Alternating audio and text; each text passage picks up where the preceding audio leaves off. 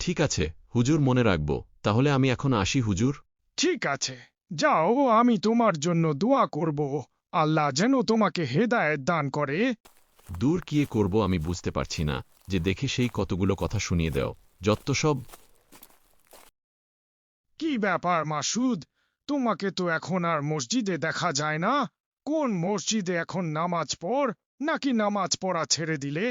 কে বলল আপনাকে হুজুর? না মানে হুজুর, আমি তো নামাজ পড়ি, কিন্তু 5 ওয়াক্ত নামাজ পড়া হয় না। আস্তাগফিরুল্লাহ মাসুদ, আমি তোমার থেকে এই ধরনের কথা আশা করিনি। শুনলাম তুমি নাকি এখন রোজাও রাখো না, কি হয়েছে? এমনি না খেয়ে থাকতে পারি না, আমার ভালোও লাগে না। আপনাকে কি এই কথা আমার বন্ধু বলেছে? নিশ্চয়ই।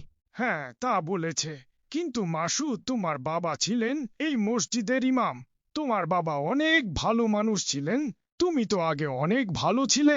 এই ধরনের কথা বলো না। আল্লাহ পথে ফিরে এসো। আচ্ছা ঠিক আছে হুজুর, মনে রাখব। তাহলে আমি এখন আসি হুজুর। ঠিক আছে, যাও, আমি তোমার জন্য দোয়া করব।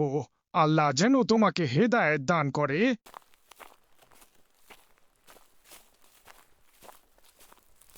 দূর কিয়ে করব আমি বুঝতে পারছি না, যে দেখে সেই কতগুলো কথা শুনিয়ে দাও, যত সব।